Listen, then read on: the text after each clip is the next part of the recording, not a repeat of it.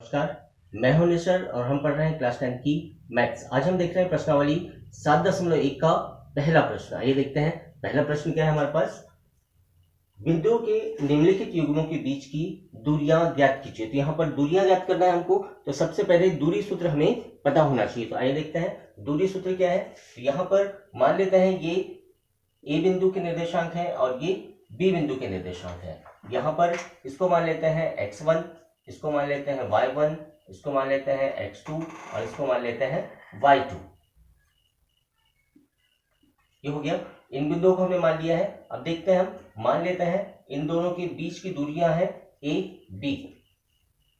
तो दूरी सूत्र हमारे पास है x2 x1 पूरे का वर्ग धन y2 y1 पूरे का वर्ग। ये दिया है हमारे पास। अब इसी से हमें ये दूरी सूत्र ज्ञात करना है, मतलब दूरियां ज्ञात करना है। ये दूरी सूत्र है हमारा। तो यहां पर रखेंगे हम x2 x2 ऋण x1, मतलब यहां हो जाएगा 4 ऋण 2 पूरे का वर्ग धन 1 ऋण 3 पूरे का वर्ग। इस तरह से आ जाएगा हमारे पास। इन दोनों को घटा देंगे हम, ये हो जाएगा 2 पर 2 की घात और यहां पर ऋण 2 पर 2 की घात। 2 का वर्ग होता है 4 और ऋण 2 का वर्ग भी होता है 4। इस तरह से आ जाएगा वर्गमूल 8, या इसको बोल सकते हैं हम 2 वर्गमूल 2, इस तरह से। और यहां पर लिख देंगे इकाई, जो भी इकाई हो, चाहे सेंटीमीटर हो मीटर हो, उसमें हम इसको व्यक्त कर सकते हैं। तो ये हो गई है इकाई। फिर देखते हैं हम दूसरा प्रश्न। तो दूसरा प्रश्न हमारे पास ये है। तो यहां पर भी मान लेंगे ये x1 है, ये y1 है, ये x2 है और ये y2 है। दूरी सूत्र लगाएंगे हम, AB बराबर वर्गमूल x2 x1 पूरे का वर्ग धन y2 y1 पूरे का वर्ग। ये लगा दिया हमने। अब यहाँ पर यही बिंदु लिखेंगे हम, AB बराबर वर्गमूल ऋण 1 और यहां पर है ऋण 5, इसको ब्रैकेट में लिख लेंगे और यहां लगा देंगे हम बड़ा ब्रैकेट पूरे का वर्ग धन y 3 है, 3 ऋण 7 पूरे का वर्ग। AB बराबर आ जाएगा ऋण 1 और ऋण ऋण का गुणा हो जाएगा धन 5 पूरे का वर्ग। इसको सेम लिखते हैं 3 ऋण 7 2 का 2 की घात। फिर से आगे देखेंगे हम, तो 5 में से 1 घट जाएगा, ये हो जाएगा 4 का वर्ग और यहाँ 7 में से 3 घटेगा, ये हो जाएगा ऋण 4 का वर्ग। इस तरह से 4 का वर्ग हो जाएगा 16 और यहाँ पर ऋण 4 का वर्ग भी हो जाएगा 16। वर्गमूल 32 आ जाएगा और 32 किसका वर्गमूल होता है? 4 वर्गमूल 2 का। इस तरह से ये आ गया हमारे पास। फिर से देखते हैं, इसे भी लिखेंगे हम इकाई। तीसरा प्रश्न देखते हैं। तीसरे में भी वही सूत्र लगाएंगे हम, ए बी, इनको मान लेंगे ये बिंदु ए बिंदु के निर्देशांक है, ये बी बिंदु के निर्देशांक है। तो वर्गमूल हो जाएगा x2 x1 पूरे का वर्ग धन y2 y1 पूरे का वर्ग। ऋण a पूरे का वर्ग धन ऋण b पूरे का वर्ग। ये हो जाएगा ऋण 2a पूरे का वर्ग ऋण 2b पूरे का वर्ग। अब इसको अगर हम ओपन करते हैं तो 2 दूनी 4 हो जाएगा। ये हो जाएगा 4a ऋण का वर्ग धन हो जाता है, तो ये ऋण में धन में बदल जाएगा, ये भी ऋण धन में बदल जाएगा, मतलब ये भी आ जाएगा 4b और दोनों से 4 हम कॉमन निकालेंगे तो बाहर निकलेगा 2, तो वर्गमूल 2 और यहाँ पर वर्ग बचेगा, तो ये हो जाएगा a वर्ग धन b वर्ग। इस तरह से पहला प्रश्न हमारा हल हो गया है। अब हम देखते हैं अगला प्रश्न। दूसरा प्रश्न हमारे पास दिया है, बिंदुओं 0 0 और 36 15 के बीच की दूरी ज्ञात कीजिए। तो यहाँ पर 2 बिंदु हमारे पास दिए हैं, इसको मान लेते हैं a, हल लिखते हैं। मान लेते हैं a बिंदु के निर्देशांक है 0 0 और b बिंदु के निर्देशांक है हमारे पास 36 और 15। इसको मान लेंगे हम x1, इसको मान लेंगे y1, इसे मान लेंगे x2, इसे मान लेंगे y2 और फिर से दूरी सूत्र लगाएंगे। AB बराबर हो जाएगा वर्गमूल x2 x1 पूरे का वर्ग धन y2 y1 पूरे का वर्ग। तो यहाँ पर इसको देखेंगे हम, तो यहाँ पर x2 36 दिया है, 36 ऋण 0 पूरे का वर्ग, फिर आ जाएगा 15 ऋण 0 पूरे का वर्ग। इस तरह से 36 का वर्ग, 36 का वर्ग धन 15 का वर्ग, यह आ जाएगा। तो 36 का वर्ग होता है 1296 और 15 का वर्ग होता है 225। दोनों को जोड़ देंगे, 5 और 6 11 की 1 हासिल का 1, 10 और 2 12, 12 की 2 हासिल का 1, यह हो जाएगा 4 और 2 3 और 2 5, 1521 आ गया है। और 1521 होता है 39 का वर्गमूल। इस तरह से इन दोनों बिंदुओं के बीच की दूरी होगी 39 इकाई। तीसरा प्रश्न हल हो गया। दूसरा प्रश्न हल हो गया है, तीसरा प्रश्न हम देखते हैं। तो तीसरा प्रश्न में यहां पर दिया है ए, बी और सी, ये 3 बिंदु है, तीनों बिंदु मान लेते हैं। माना ए बिंदु के निर्देशांक है 1 और 5, बी बिंदु के निर्देशांक है 2, 3 और सी बिंदु के निर्देशांक है ऋण 2 और ऋण 11। तो यहां पर हमें बताना है कि ये बिंदु सरेखी है या नहीं है। तो सरेखी ज्ञात करने के लिए क्या करना होगा हमें, यहाँ पर ये एक रेखा सरेखी मतलब एक ही लाइन में 3 बिंदु हमारे पास है या नहीं है। तो यहाँ पर मान लेते हैं ये ए बिंदु है, ये बी बिंदु है और ये सी बिंदु है।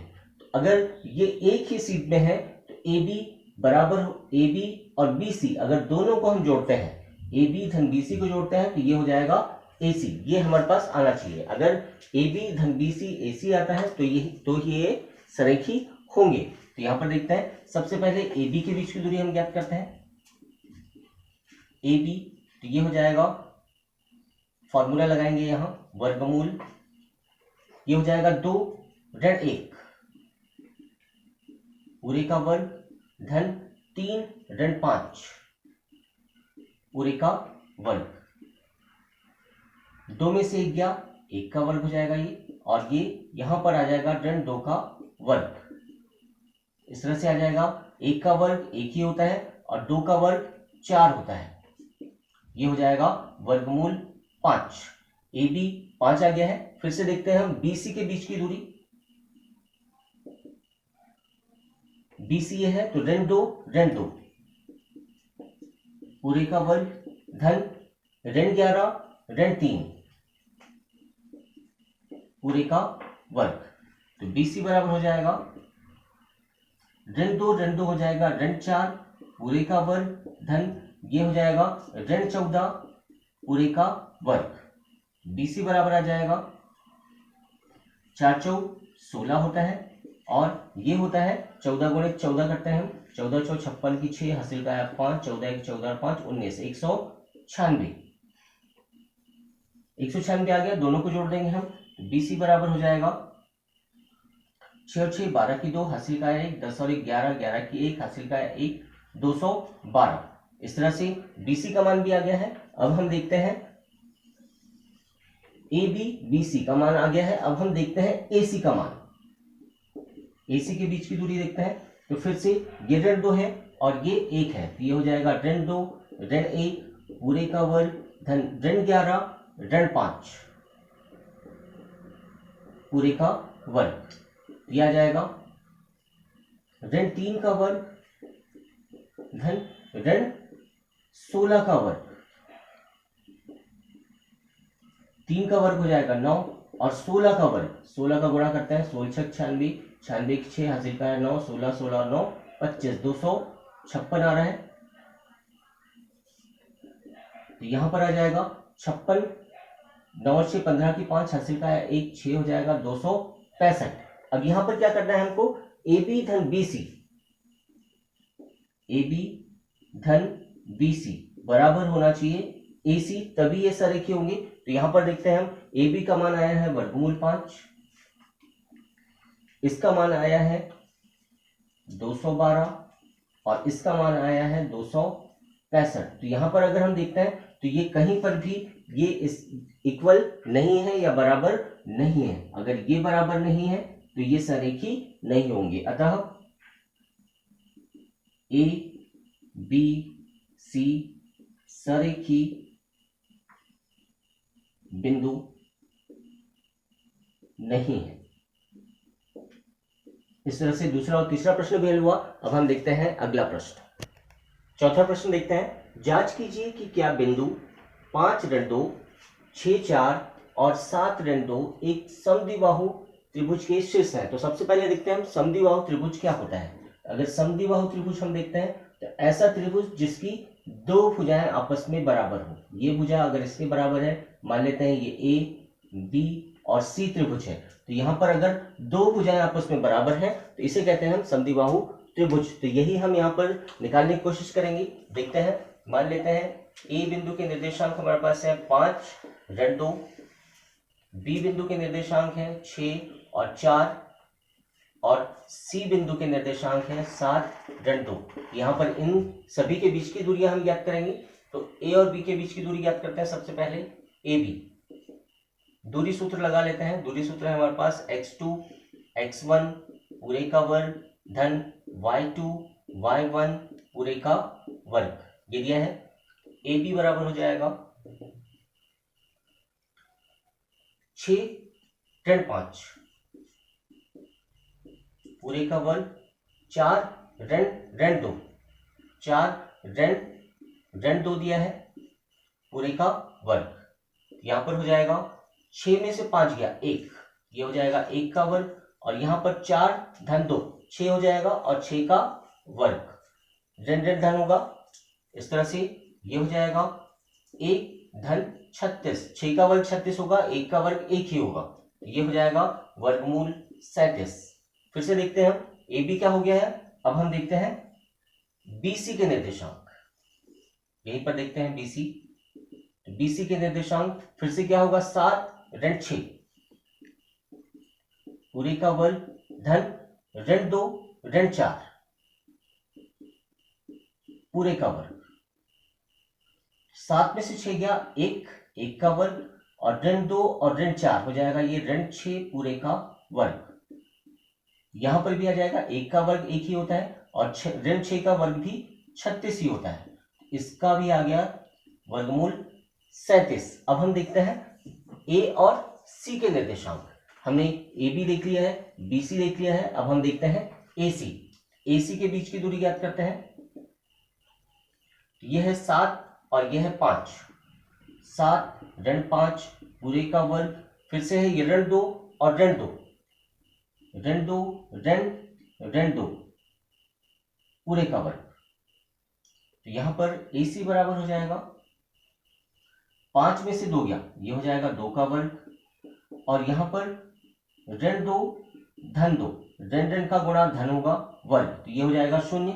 इस तरह से ए सी बराबर हो जाएगा 2 का वर्ग धन ये 0 हो जाएगा, तो 0 को हम छोड़ देते हैं। इस तरह से 2 का वर्ग क्या हो जाएगा 2 का वर्ग हो जाएगा, ये वर्ग से वर्गमूल कट जाएगा और ए सी की दूरी आ जाएगी 2। अब हम देखते हैं यहाँ पर ए बी की दूरी क्या है और बी सी की दूरी क्या है। तो ए बी बराबर हमारे पास आया है, ए बी बराबर है वर्गमूल 37 इकाई मान लेते हैं इसको। और फिर से बी सी की दूरी हमारे पास आई है वर्गमूल 37 इकाई। तो यहां पर दो भुजाएं हमारे पास बराबर है, ए बी बराबर बी सी, ए बी बराबर बी सी यहां बराबर आ रहा है, मतलब ये दो भुजाएं आपस में बराबर है। अगर कोई भी दो भुजाएं बराबर है त्रिभुज की तो ये समद्विबाहु त्रिभुज कहलाता है। अतः त्रिभुज एबीसी एक समद्विबाहु त्रिभुज है। इस तरह से चौथा प्रश्न भी हल हो गया है। अगर वीडियो पसंद आया है तो प्लीज शेयर करें, लाइक करें, सब्सक्राइब करें। धन्यवाद।